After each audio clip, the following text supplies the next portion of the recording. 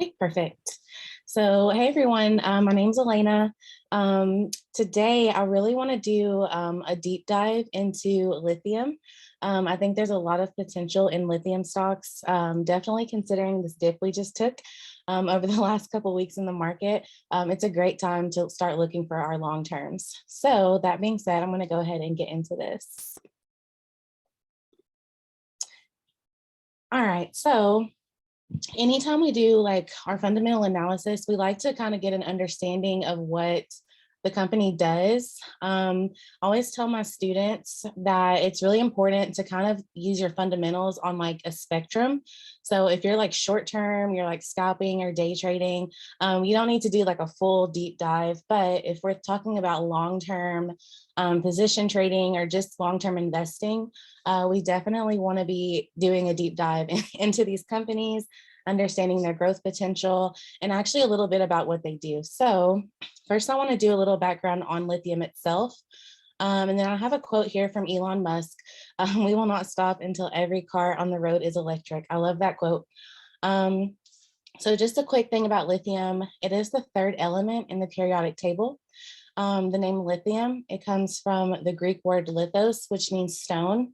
It is an alkali metal. In its pure form, it's like a soft white, and it can actually be cut with a butter knife. I thought that was interesting. It has one of the lowest melting points and a high boiling point. Lithium does not occur in nature. It doesn't occur free in nature, but it is found nearly in all igneous rocks and in mineral springs. It was one of the three elements produced by the Big Bang, along with hydrogen and helium. Pure lithium metal, it's extremely corrosive, and it requires special handling because it reacts with air and water. The metal is stored under oil or enclosed in an inert atmosphere. This is also cool. Lithium is actually the lightest metal and the least dense solid element. So with a density at about half of water, if lithium, basically, if it didn't react with water, it would float. But unfortunately, it does react.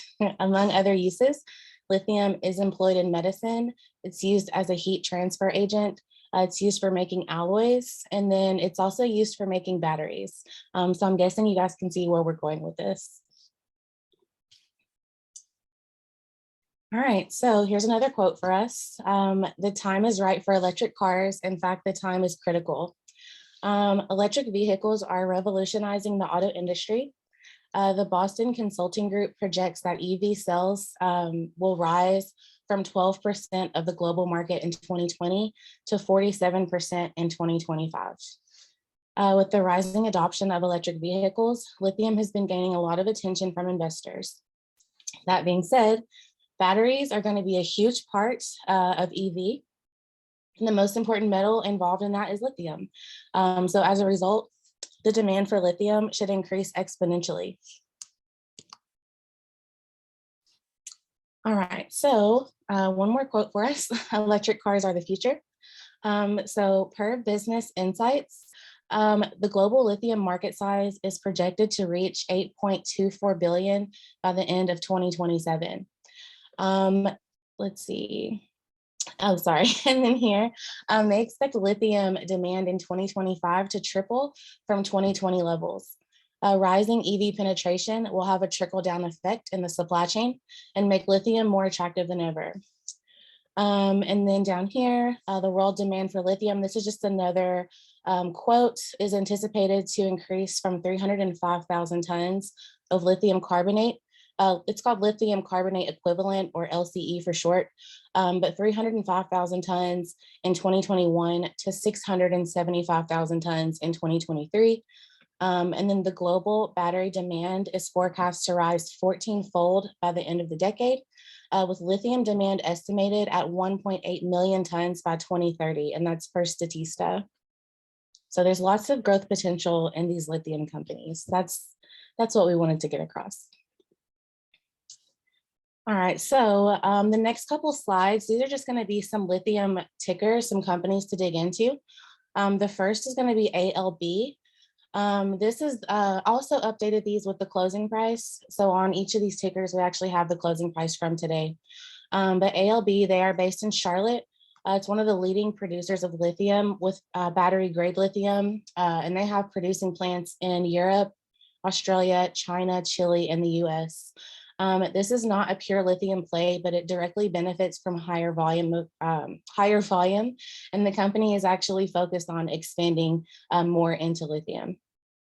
ALB has a liquidity around 2 billion at the end of Q3 of last year. The company is also a dividend aristocrat. They've raised their annual dividend for 27 straight years. So that's like an added bonus. ALB's 2022 earnings, according to Zacks, it implies a year-over-year growth of 50%.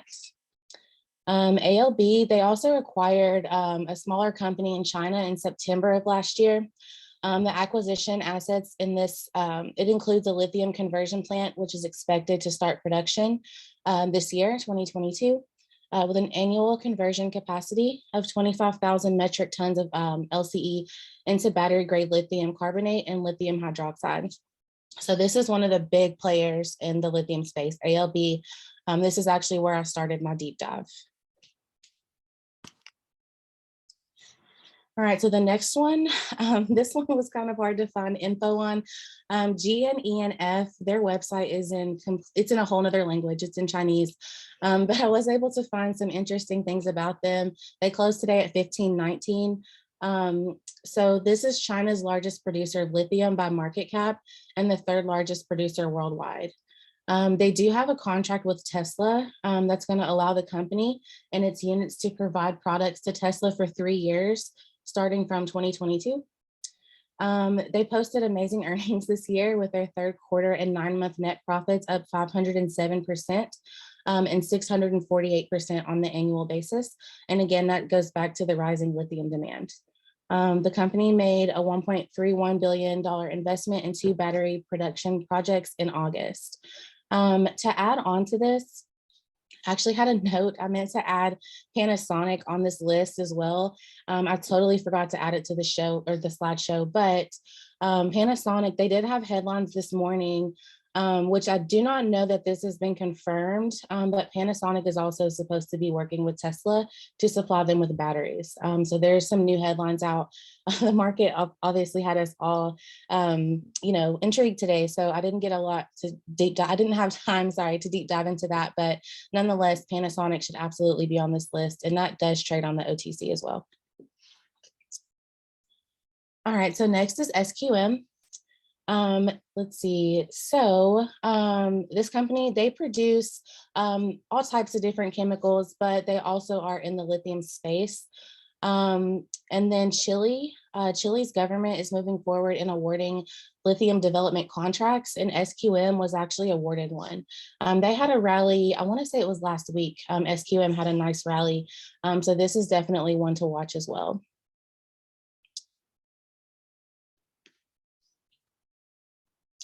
All right, so next is going to be LAC.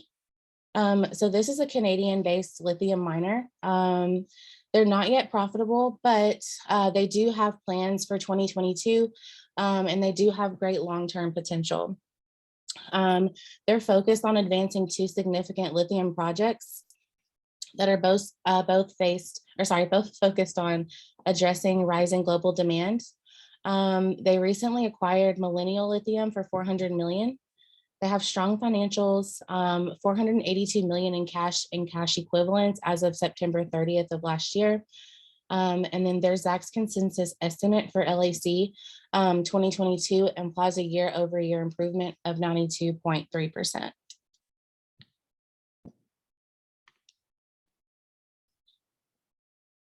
All right, so Piedmont Lithium is my next one. So Piedmont is a US-based lithium explorer. Again, they have also not generated income yet or revenue yet, but they are getting a lot of attention just because of the growth potential in lithium itself. Piedmont is set to benefit from hard rock lithium assets in 3 strategic locations, including North Carolina, Quebec, and Ghana. They're focused on the development of the Carolina Lithium Project. This project targets production of 30,000 tons a year of battery grade lithium hydroxide. They also have a 25% stake and also a 16.5 2% stake in some other mining companies. Let's see, sustainable business model. They do have a solid growth pipeline. As far as their cash goes, and this goes back to September 30th of last year, they had cash and cash equivalents of 81 million. And then our Zacks consensus estimate for their fiscal year 2022 and 2023 bottom line implies a year-over-year improvement of 49% and 8%. All right, so the next one is going to be ticker LTHM. So they are based in Philadelphia. They're the largest vertically integrated pure play lithium producer, or sorry, of low cost lithium. They are, again, one of the leading lithium producers. They sell to EV original equipment manufacturers and battery makers worldwide. So LTHM, they've been extracting lithium in Argentina for over 20 years. It's one of the lowest cost resources for lithium carbonate, and that's their competitive edge, super low cost. Let's see, current production capacity around 20,000 metric tons, and that's expected to double by Q4 of next year. They're currently producing qualified battery grade lithium hydroxide in the US. Their capacity is nearly 10,000 tons, and also in China, and that's roughly 15,000 tons. And then the company, as of September 30th last year, they had cash and cash equivalents of 195.3 million. And then our Zacks consensus here for 2022 implies a surge of 173%. So lots of growth opportunities in lithium. All right, so this is my last ticker. What I wanted to do was to actually pull up the charts for us so we can see what these are doing. And I apologize, I thought I had my chart up already.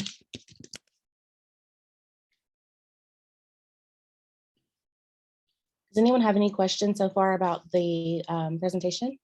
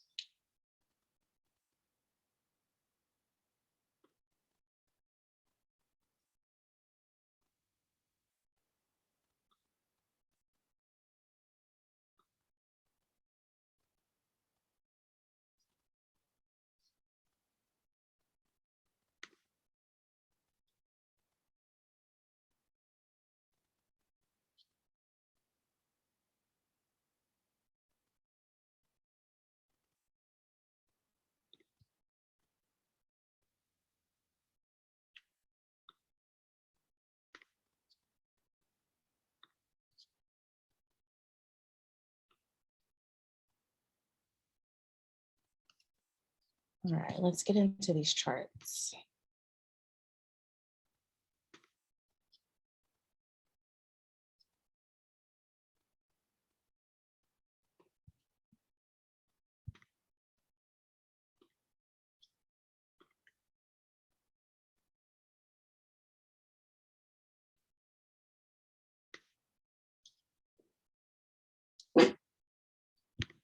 Oh man, it will not pull up this chart for me. Let's see.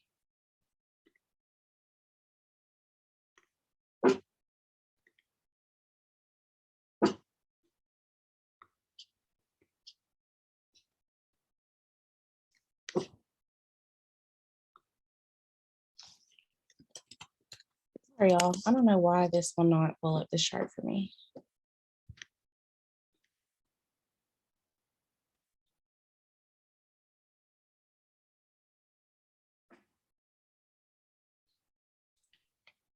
What are you having trouble with? My Safari, for some reason, it will not let me pull up my trading.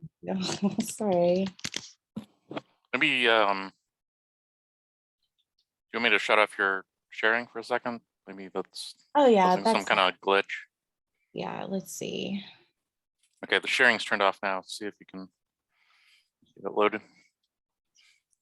Perfect.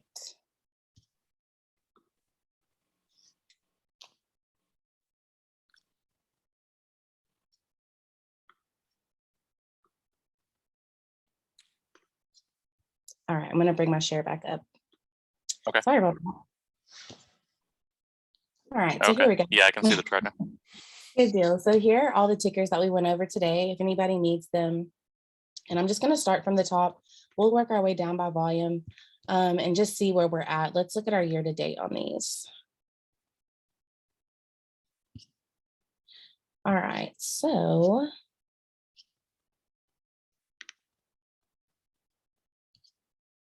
obviously the market has had a huge dip the last couple days or really weeks, but nonetheless, these tickers, again, strong growth potential. And you can see right here, we're sitting right on the 200. This is LAC. I'm actually going to switch back to my Heikenashis here. But this is one, I would probably give this a little second to see if we want to fill out. This RSI looks like it still has some room on the low side. But nonetheless, you can see here, this had a nice run up this past year. I'm going to pull up LTHM next. And these are actually, it looks like, ended up today green. So yeah, today's rally was insane. But nonetheless, this to me, I would give it a little time, to see if we're going to totally get a bounce here. But again, you can see this nice growth over the last year on LTHM as well.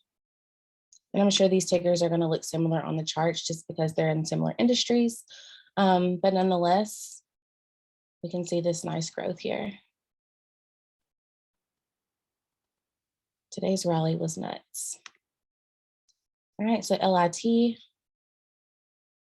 very, very similar. And again, I would give these, maybe a day or so, maybe longer, depending on what happens on Wednesday with the FOMC. I'm expecting more volatility in the market as that gets closer. I don't like how this 50 is kind of heading down towards the 200. So I would give these a little more time. But if you're there for long term, these are absolutely still good opportunities there. And they all pretty much look similar. It looks like they all rejected right at that 50 EMA. Let's look at PLL. All right, we got a death cross over here. Looks like we're a little oversold. Let's see. And then here's our GNENF. Very, very similar. That looks like it might want a death cross as well. Let's see. I didn't realize this presentation was so quick. Does anybody have any questions? Yeah, so I'll drop my contact.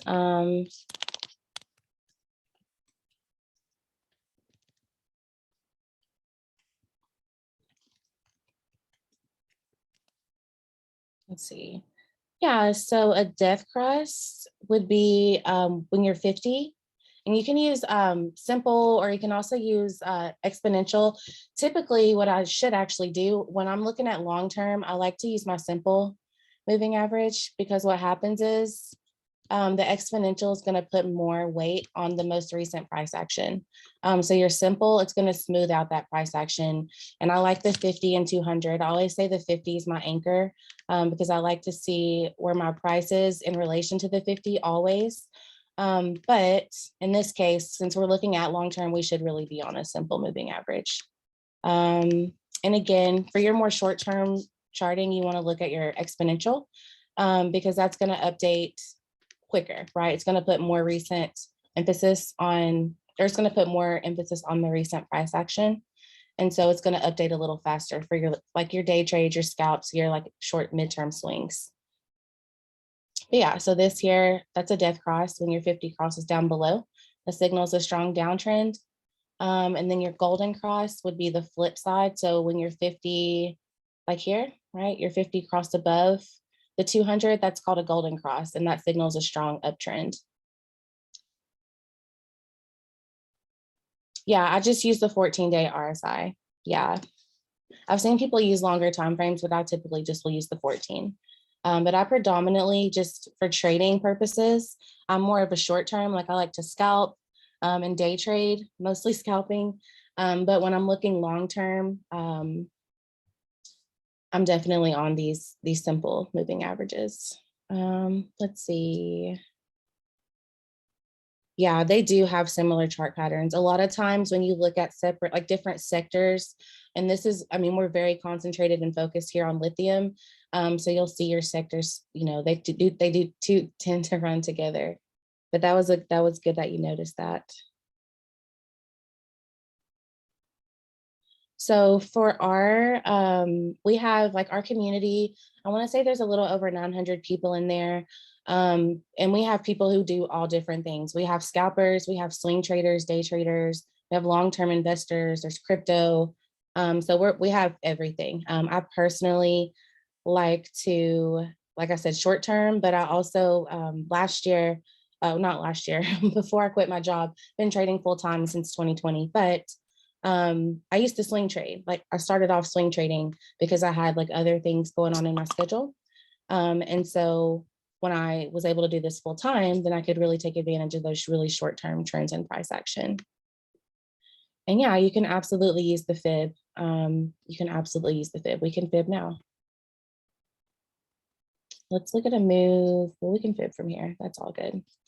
One other thing I did want to say though about the price action here, and really with your moving averages, I like to watch how they move in relation to one another. So let me take this fib off real quick and I'll come back to it. I'm just going to jump down to a shorter time frame so we can see some more movement on these. I like to see how the 50 and 200 move with each other. So it's kind of like the convergence, like when they come together, right? When the 50 comes towards the 200, you kind of get that downtrend that we love. And then on the upside, right, you see how this dipped and the 50 kind of crossed and moved away from the 200. And then as it recovered, your 50 turned around to like come back towards the 200. And then here's, of course, this is another death cross. You can see how the 50 went up and it curled back and it came back down. So this would be like our convergence divergence. But if you want to look at the fib, let's fib this out. We can just fib it from here. Let me hide my volume so we can see everything. All right, so we'll just go from our low here to this high. All right, so, and this again, this is super short term, but on our fib, you can see we hit this low, we reclaimed this first level and bounced, and we actually broke this 50. So it looks like it's heading back to this golden ratio, right? So we want to see it reclaim the 61.8 and potentially recover. That's what we want to look for. Do you guys use the fib when you trade? Anybody?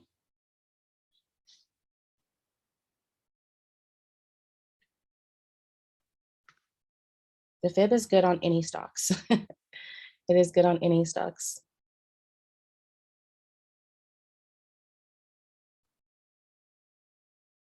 Oh yeah. Honestly, I think when you go into something so, what should I say? When you go so specific, like we're talking about lithium. So if you have like an ETF and they're carrying like the big players in the industry, there's nothing wrong with that. You're going to get exposed to that without, you know, the volatility of holding an individual stock. So yeah, in this case, I absolutely think you could not go wrong with an ETF, unless you just, you know, these individual companies I do believe in, but again, that ETF is going to get you the exposure. I would just say make sure you know what they're holding and how much of it they're holding, and then, you know, just stay current on what they're holding their portfolio is. But I think, yeah, I think there's a great idea to go for an ETF here. Let's see. Let's go back to our daily here. Panasonic and Tesla, they were, there was a headline this morning. I didn't get a chance to dig too much into it, but I did see the headline this morning. We can actually look into it now. I can show you guys how I do a little bit of my DD. I'm really big on keywords. Does anyone else use keywords when they go into do research? I'll just type in like keywords and then I'll just branch off from there. Like I might say something like vaccine or merger, EV, and just see what comes up. This looks like it came from Japan this morning. Panasonic will start mass production of new lithium ion batteries that increase the range of EV over 15% as early as 2023, with its first deliveries headed for Tesla. So let me, Yeah, Panasonic is actually, it's on the OTC. Like I'm not a huge fan of the OTC, but when you have something solid, like you actually have something solid, I do think that, you can have good opportunities there. But it just comes down to your fundamentals and your DD. Like you've got to research these OTCs and see what they have going on. But an opportunity like this is amazing for a stock on the OTC to get. See, it looks like they're expanding. I mean, it looks like great news for Panasonic.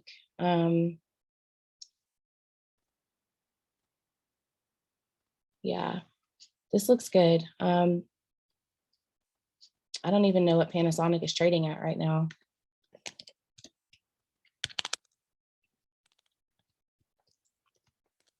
I want to say maybe like $11. Oh, 11.33. So yeah, not too much action over here today, but nonetheless, that's still good for long term. Let's see, making sure I got all these comments out of here. Oh yeah, I wouldn't think of Panasonic as an EV play either. I just remember seeing that come across my screen earlier. 700 million to produce Tesla battery cells. That's crazy.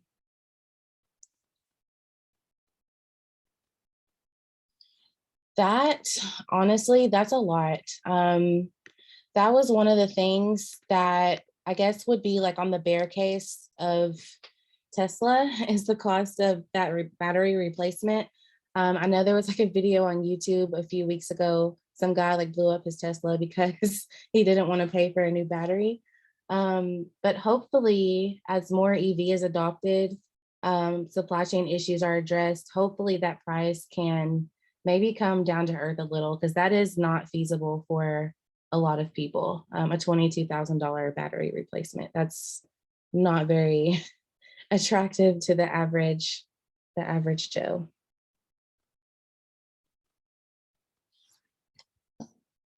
Let's see. Does anybody else have any questions about like the charting or how we do research? I thought this presentation would be a little longer. I'm so sorry, David. Oh, that's okay. Do you have anything else you want to talk about, or are you familiar with what is it, REMX, the ETF? I am not. It's a rare earth metals ETF. I've been Oh wow. following for a couple of years. It's I think some of the companies in it are lithium related, but it's like cobalt and all the rare earth metals. Oh yeah, this is a nice chart. This is beautiful. Thank you. I actually haven't heard of this, but I just added it to my watch list. Okay, great.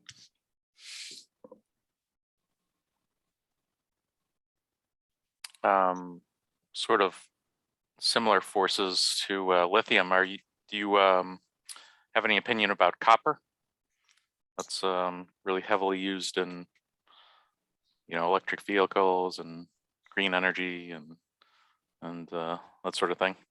Oh yeah. So this actually lithium is like the first I guess metal that I've ever really done a deep dive into, but I actually jotted down like nickel and copper as other things to look into. So it's definitely on my list of things to research. It absolutely is. Let's see. I'm trying to remember which ETF I like for that.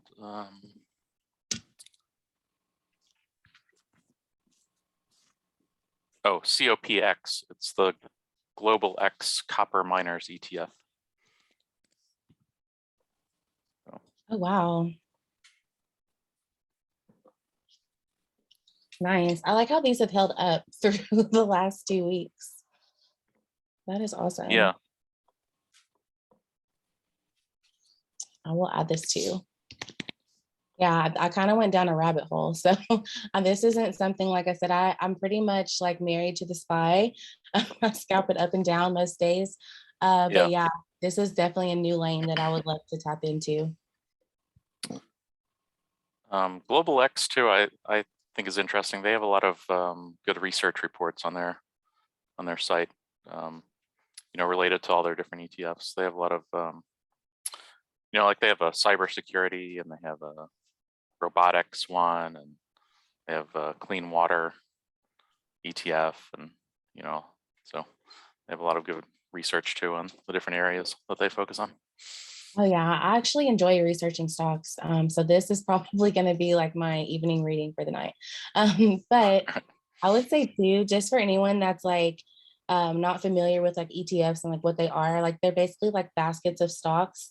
And they can represent like different industries and sectors, and they give you exposure to like all these different companies. Like they're supposed to be like the strongest companies in that sector, so you get exposure without owning like each individual stock. So I was holding an ETF in my long term, which I had to cut, EEM. It's made up of all Chinese stocks, and they got beaten down. So I actually had to cut that. But I do like ETFs. I think they're really cool for long term.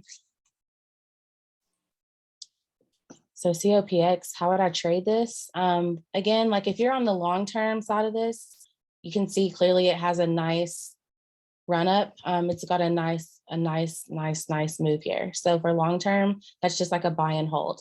But for me, if I was doing short term, the first thing I like to look for is like volume. I like candlestick patterns. Like you have this nice double bottom here. I mean, this is beautiful setup right here, just from today, right? So you broke your 50, double bottom. So this would be like a nice entry, and there's your pop. There's literally, I like to, the 50, like I said, is my anchor. So I use it for everything. When I break the 50 on the upside, I ride the thing up. When I break the 50 on the downside, I just ride it down. And this is actually really nice. I love volatility. Yeah, I think this would be good for either. Well, definitely good for long term. But just jumping down on these time frames, as a scalper, I can lick my chops too.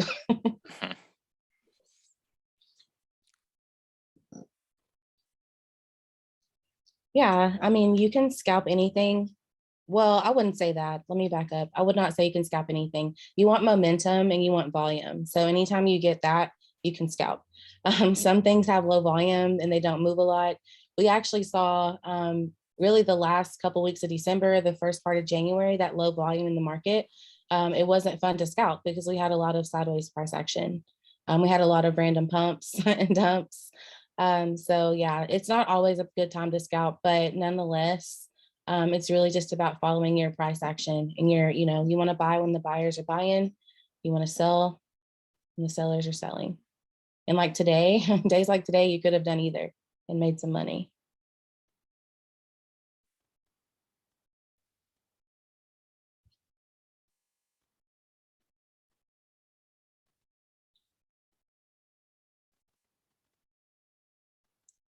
Oh yeah, so yeah, and we saw like on most of these lithium charts, like I'll pull up ALB just because it's the most expensive one, but you can see that they're kind of in this pullback, right? We've got like pretty much a head and shoulders, right? And you can see the 50s coming down. So they are cooling off. But over the long term, I do think there's still more upside here, especially as EV expands. Like we know the automakers are all trying to get into the space. A lot of them are in the space. And I think that the need for lithium will continue to go up over time. But yeah, I absolutely agree that these are all pulling back right now, which they should, right? Anytime your stocks are like, ripping, they have to cool off. That's just the way this works. But yeah. From panicking on a day like today. Today, I was actually excited today. So for one, it is my birthday. So I was already on like in a really good mood today. I actually tweeted out like a couple days ago. I was like, I want a market crash for my birthday. And I did not expect today to happen, but we caught some nice puts on the SPY. Thank you. We caught some calls on the SPY, really on, a lot of the market just totally had this beautiful recovery today. Like it was just, I couldn't have asked for a better day in the market. But panicking, we don't panic. When we're trading options, we make money on both sides. So we can always still make money whether the market's going up or down. Even if the market's going sideways, we have strategies for that too. Oh, thank you guys. But then for me, as I'm also a long-term investor, so when I saw the Dow down 1,000 points, I was just like, yes, I was excited because it's like a sale. Everything was on sale. The market gave us a big fat coupon today for our long-term portfolios. So I actually added some shares today. I added some forward. So I'm really excited about that. And yeah, I think days like today if you look at it with the right goggles on as an investor and trader, then days like today they're gifts from the market for sure. I know a lot of people made a lot of money today.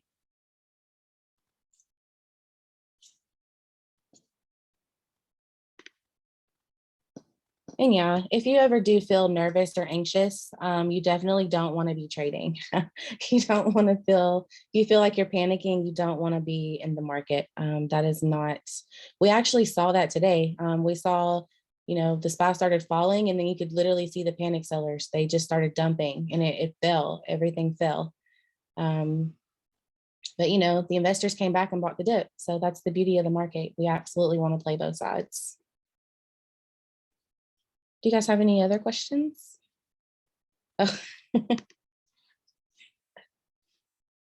Yeah, today was very, very, very, very eventful. Let's see what ALB did today. It pretty much did what everything else did, dipped and it ripped. There's our golden cross. There's our uptrend. You see here, we kind of broke that 50, double bottomed, and we took off again. We got a nice rising wedge. So hopefully we don't, come crashing down. It would be nice to see a recovery tomorrow.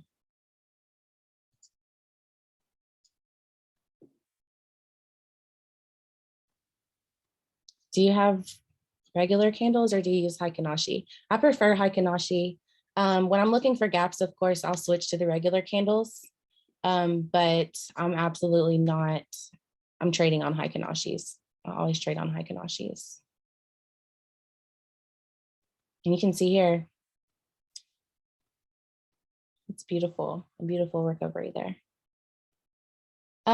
So typically when I'm scalping, I'm on the lower time frames, depending on the ticker. For SPY, I like a 1 minute, maybe a 2. But like for my direction, like my overall direction, I like the 15 just to see what's coming. But yeah, it's kind of hard to scalp on a high time frame because so many things are happening and we're just there for a short amount of time. I've seen people scalp on like a 15, but there's just 15 candles, that's a lot of price action in one candle there for a short trade like that.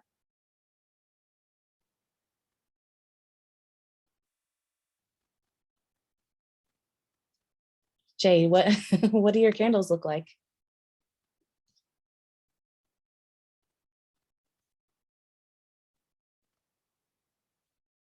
There are different types.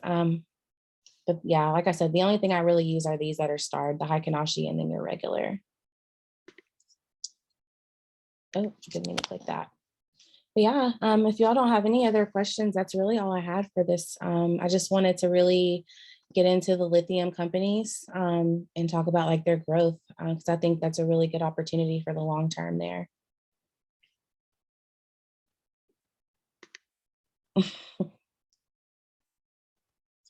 All right, thanks, Alaina, and happy birthday. Thank you so much. Thanks for having me.